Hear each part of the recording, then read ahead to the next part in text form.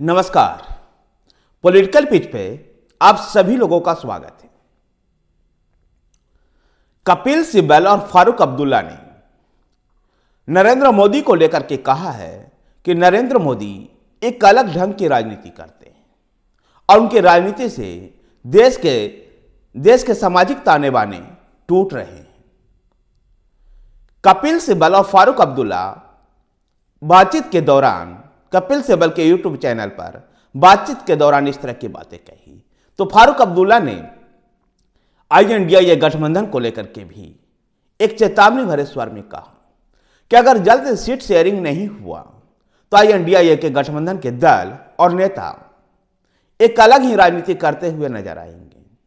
इसलिए कांग्रेस को भी यह चेतावनी देते हुए फारूक अब्दुल्ला इस बात को कहते हैं कि इस देश के ताने बाने को एकजुट रखना है, देश के संविधान को, देश के लोकतंत्र को एकजुट रखना है। भारतीय जनता पार्टी से मुकाबला करने के लिए INDA में बहुत जल्द सब कुछ तय हो जाना चाहिए। फारूक अब्दुल्ला पूर्ववर्ती कांग्रेस की सरकारों को भी याद करते हैं और जिस प्रकार से आक्रामक हिंदुत्व के चेहरे के रूप में प्रधानमंत्री नरेंद्र मोदी को वो देखते हैं, उसको लेकर उन्होंने कहा कि अटल बिहारी वाजपेयी और लालकृष्ण आडवाणी से भी अलग ये राजनीति करते हैं। अटल बिहारी वाजपेयी और लालकृष्ण आडवाणी के जमाने में भी लोकतांत्रिक और संवैधानिक मूल्य को ध्यान में रखा गया था, जबकि इस समय नरेंद्र मोदी सरकार के विरुद्ध जाना, नरेंद्र मोदी सरकार के खिलाफ बोलना ही देश विरोधी हो जाता है। संसद में अगर सवाल पूछा जाता है मोदी सरकार से तो संसद सदस्यों को निलंबित कर दिया जाता है। नरेंद्र मोदी के खिलाफ एक भी शब्द बोलना राष्ट्र विरोधी हो जाता है। कपिल सिब्बल और फारूक अब्दुल्ला अपनी बातचीत के दौरान प्रधानमंत्री नरेंद्र मोदी पर इस तरह के आरोप लगा रहे थे। गौरतलब कि फारूक अब्दुल्ला जम्मू कश्मीर के पूर्व मुख्यमंत्री रहे हैं और अब्दुल्ला परिवार का जम्मू और कश्मीर की राजनीति में बड़ा योगदान रहा है।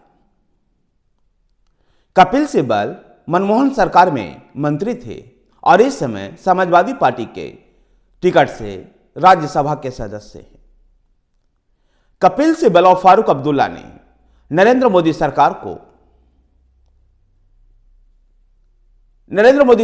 को एक तानाशाही सरकार बताया और उन्होंने कहा कि पूरे देश में एक लोकतांत्रिक प्रक्रिया को, एक संवैधानिक प्रक्रिया को ध्वस्त करके रखा गया है। अयोध्या के राम मंदिर को लेकर के जिस प्रकार से एक आक्रामक नजर आती है भारतीय जनता पार्टी और विशेषकर नरेंद्र मोदी, ये देश के सांप्रदायिक सौहार्द को भी बिगाड़ देगा। कपिल सिब्बल न्यायालय में भी कई बार जो केंद्र सरकार के खिलाफ जो मामले रहे हैं उसमें वो सरकार के विरोधी पक्ष का वकालत करते हुए रहे।